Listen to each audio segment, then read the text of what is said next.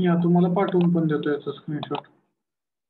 Okay, कटियामध्ये गेलो, start mechanical design, part design.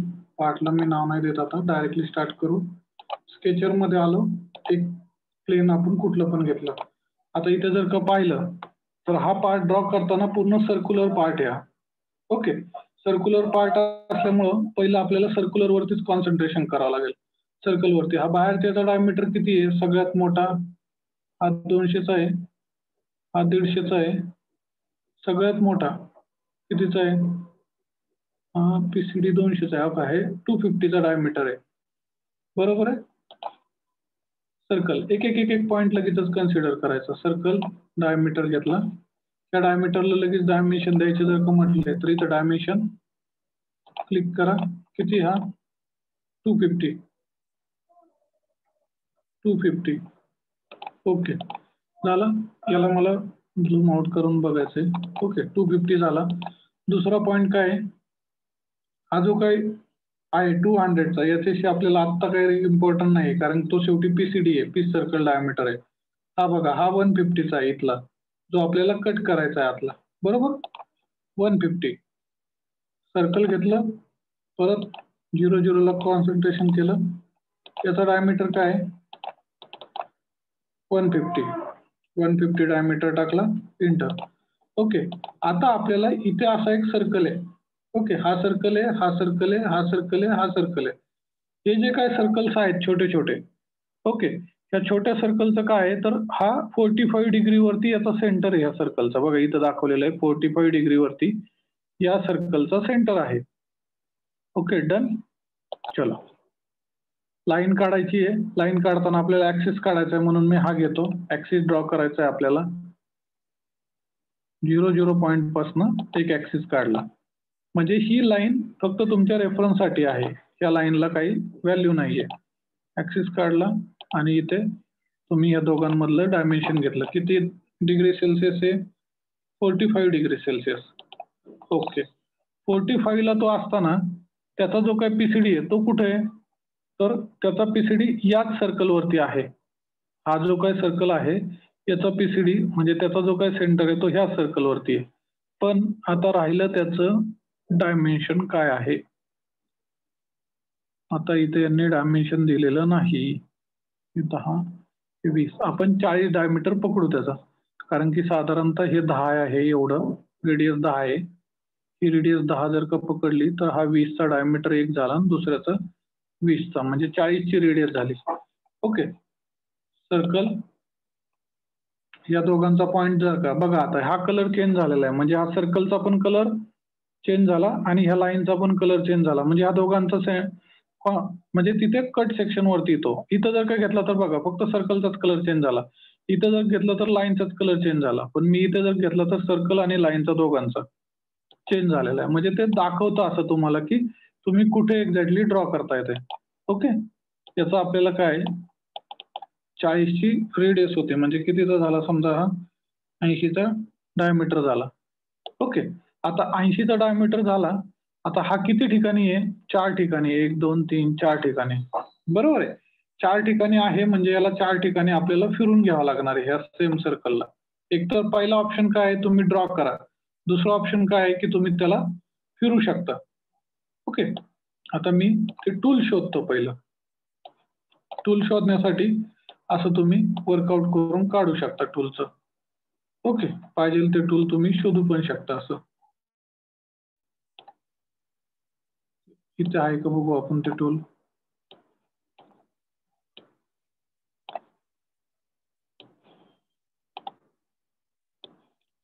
नाही, ओके ठीक आहे.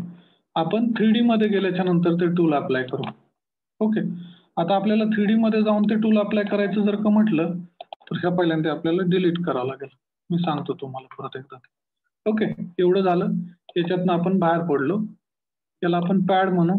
हा पॅड 20 mm च्या ऐवजी मी फक्त 10 mm घेतो, कारण की याला थिकनेस नाही दिलेली ड्रॉइंग मध्ये. 10 mm चा पॅड झाला. ओके, परत आपल्याला स्केचर मध्ये गेलो आपण. या पॉइंट वरती ड्रॉ करायचंय आता आपल्याला. परत मी ऍक्सिस वरती आलो, ऍक्सिस काढला इथे. ऍक्सिस काढल्याच्या नंतर ऍक्सिसला आपल्याला डायमेन्शन द्यायचे. ते डायमेन्शन या हॉरिझॉन्टल पासून हा ऍक्सिस आहे 45 डिग्री सेल्सिअसचा. ओके, आता आपल्याला इथं परत एक सर्कल काढायचंय. हे सर्कल माझं आता काय होतंय की मला इथे हे कॉन्सन्ट्रेशन नाही भेटत आहे. असं जर काढलं आणि मी जर का झूम इन करून जर पाहिलं तर दिसतंय बघा, हे वरती गेलेलं आहे. मग यासाठी आपल्याला काय करावं लागेल, त्याचं डायमेन्शन द्यावं लागेल आपल्याला. त्या पॉईंटचं डायमेन्शन्स आपल्याला द्यावं लागतील. पहिली गोष्ट. नाही तर मग काय की परत एकदा एक सर्कल काढायचं. त्या सर्कलला आपण रेफरन्स सर्कल करायचं, त्याच्यावरती क्लिक करायचं आणि इथे क्लिक करायचं कन्स्ट्रेंट और स्टँडर्ड एलिमेंट. ते जर केलं तर बघा ह्या लाईन सारखं परत हा पण डॉटेड झाला.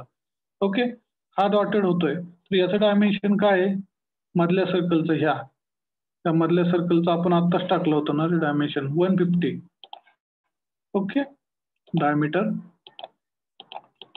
150 म्हणजे हा फक्त रेफरन्स एलिमेंट आहे. आपण त्याला रेफरन्स एलिमेंट मध्ये हे केलेलं आहे. 150 झाला. आता मला हा पॉइंट वर्कआउट करताना हा परत एकदा डिलीट करू आणि मग न्यू काढताना बघा तुम्हाला लक्षात येईल.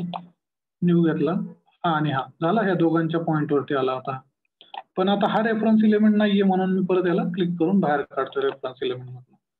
याचा डायमीटर किती आहे आपण मगाशीच पाहिलं. याचा डायमीटर 80 आहे. 80 घेऊन बघू, कदाचित चुकू पण शकतो पण 80 घेऊन बघू आपण. ठीक आहे, 80 जर का घेतला तर कुठं जाते हा? नाही, हा खूपच मोठा कट होतोय. याच्याऐवजी याचा डायमीटर आपण 40 करू. तिथं डायमीटर नाही दिलेला म्हणून कन्फ्युजन व्हायला लागले. 40 केला. स्केच मधनं मी बाहेर आलो, पॉकेट म्हटलं. पॉकेट म्हणल्याच्या नंतर तिथं त्याने कट केलं. ओके, तर याला आपल्याला रिव्हॉल्व करून पाहिलं आपण. पॉकेट, एक मिनिट, अरे नाही, एक मिनिट, सॉरी. हा पॉकेट नाहीये, हा पॉकेट डिलीट करावा लागेल आपल्याला. डिलीट. ओके, परत स्केचर या पॉइंट वरती आलो. तो पॉकेट नाहीये तिथे. जर का पाहिलं आपण तर आपलं चुकलं ना. हा पार्ट वाढवलेला आहे आतमध्ये, ऍड केलेला आहे, तो रिमूव्ह नाही केलेला तो. ओके, आपण चुकून त्याला पॉकेट केलं. याला काय डायमेन्शन फास्ट करतो 150.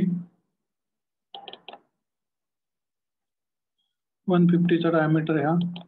ओके, हा आपण रेफरन्स एलिमेंट, हा एलिमेंट रेफरन्स एलिमेंट मध्ये कन्सिडर केला. त्यानंतर ऍक्सिस काढला, ऍक्सिस काढून घेतला. ऍक्सिस आणि याच्यातलं डायमेन्शन या दोघांमधलं 45 डिग्री सेल्सिअस वरती तो ऍक्सिस. इंटर, सर्कल काढला. या दोघांच्या याच्यावरती सर्कल येतो. हा मात्र नाहीये रेफरन्स म्हणून याला कव्हर अप करून घेतलं आणि याचा डायमीटर आपण सिंपल 60 mm करू. ओके, याच्यातनं आपण बाहेर पडलो आणि इथं मी याला पॅड म्हणलं.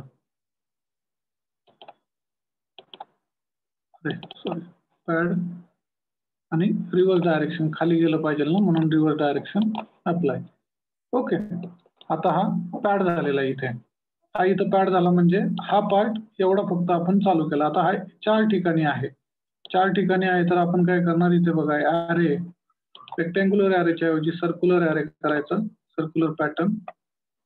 किती इन्स्टंट पाहिजे तर आपल्याला 4 इन्स्टंट पाहिजे. 45 डिग्री इच. टोटल अँगल 135 झाला. रेफरन्स एलिमेंट, कुठला रेफरन्स एलिमेंट आहे हा. आणि काय हे करायचंय तर करंट सॉलिडच्या ऐवजी फक्त पॅड करायचंय. ओके, 45 डिग्रीला अँग्युलर स्पेसिंग 45 डिग्री आहे आणि हा जो काय आहे, नाही 45 नाही, इथे किती 90 डिग्री येणार. 90 डिग्री अँग्युलर स्पेसिंग वरती, कारण प्रत्येक जण एकमेकांना 90 डिग्री वरती आहे. ओके, रेफरन्स एलिमेंट हा रेफरन्स एलिमेंट आणि काय करायचंय ऑब्जेक्ट तर pad. Pad number 2, pad number 1 करायचं नाहीये. त्यामुळे पॅड नंबर 2 चा आपल्याला मोमेंट द्यायची. तुम्ही जर का पाहिलं तर इथे तुम्हाला दिसतं साधारणतः काय होणार आहे ते. ओके केलं, हे बघा हे पूर्ण तयार झालं. म्हणजे हा सेक्शन तयार झाला तुमच्याला पूर्ण. आता राहिला हा पार्ट, एवढा फक्त पार्ट आपल्याला राहिलेला आहे. आता आपण काय करणार, परत स्केचर मध्ये गेलो, हे सिलेक्ट केलं. आता तो जो काय पार्ट आहे तो सर्क्युलर मध्ये असा कट केलेला आहे इथे. आता तो कट करताना काय केलेलं आहे, परत याच्या समोर तो कट केलेला आहे आणि हे टोटल 60 mm आहे. हे 60 mm आहे प्लस याचं R10 आहे.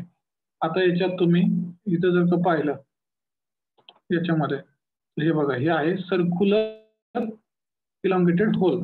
सर्क्युलर इलॉंगेटेड होल सिलेक्ट केलं, हा सिलेक्ट केला, हा सिलेक्ट केला.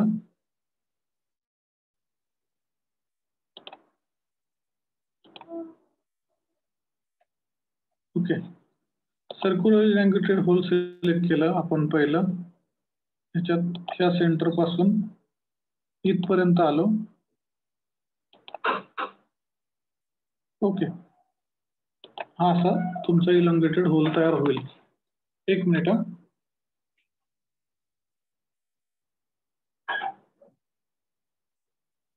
पण याच्यात आपण काय केलं, आता चुकलं काय आपल्याला, की सर्क्युलर इलॉंगेटेड होल तर केलं, पण तो होल करताना आपल्याला खालच्या साईडला पण पाहिजे होता आणि वरच्या साईडला पण पाहिजे होता. मग काय, मी कंट्रोल झेड करतो, परत एकदा सर्क्युलर इलॉंगेटेड होल. पहिला मी सेंटर सिलेक्ट केला, त्यानंतर सर्कल सिलेक्ट केला, सर्कल सिलेक्ट करून वरती आणि खाली दोन्ही बाजूला मला जायचंय. ओके, आणि मग हा पॉइंट सिलेक्ट केला. ठीक आहे. आता याच्यात हा जो काय आहे, हा रेडियस किती आपल्याला ड्रॉइंग मध्ये जर का पाहिलं तर हा रेडियस 10 आहे. ओके, रेडियस 10 mm चा आहे. ओके, त्यानंतर हा जो काय आहे, हा सर्कल, याचा पीस सर्कल डायमीटर काय आहे, 150 200 आहे. ओके, याचा डायमीटर. मग डायमेन्शन हा किती, 200 चा आहे, म्हणजे रेडियस 100 ची आली त्याची, रेडियस 100. ओके, हा 10, याची रेडियस 100. आता हा या पॉइंट पासून वरती किती असणार आहे, किती आहे, 60 चा आहे, म्हणजे वरती 30 चा, खाली 30 चा. या पॉइंट पासून हा पॉइंट वरती 30 mm. ओके, खाली पण सेम 30 mm. या लाईन पासून हा पॉइंट खालच्या साईडला परत 30 mm. ओके, हे झालं तुमच्याला ड्रॉइंग इकडं तयार. याच्यातनं मी बाहेर पडलो. आता बाहेर पडल्याच्या नंतर पॉकेट 10 mm. ओके, आता सेम हे पॉकेट आपल्याला 4 लोकेशनला पाहिजे. इथे जर का पाहिलं तुम्ही 1 2 3 4 लोकेशनला ते आहे. मी परत सर्क्युलर घेतो, पॅटर्न 4 पाहिजे, 90 डिग्री. रेफरन्स इलेमेंट वरती क्लिक केलं, हे निळं झालं, हा रेफरन्स इलेमेंट आहे. आणि करंट सॉलिडच्या ऐवजी काय पाहिजे, फक्त पॉकेट फिरवायचंय, पॉकेट. ओके, झालं. हे किती कॉम्प्लिकेटेड वाटलं एवढं ड्रॉइंग, पण ज्यावेळेस आपण तयार करतोय त्यावेळेस ते एकदम सिम्पल मध्ये तयार झालंय. बघा तुम्ही, ड्रॉइंग एकदम सिम्पल आहे. म्हणजे आपण किती 3 कमांड मध्ये, 1 2 आणि 3 कमांड मध्ये हे पार्ट पूर्ण तयार केलेलं आहे. आता हे जे काय आहे, याला तुम्हाला खालीवर करायचं का म्हणलं तर हे झालं, आणि याला झूम इन करून ठेवून देऊ शकतो तुम्ही. ओके, हे झालं तुमच्याला ड्रॉइंग तयार. आलं लक्षात. आता हे ड्रॉइंग मी प्रत्येक याप्रमाणे आपण हे ड्रॉइंग तयार करून घेतलेलं आहे.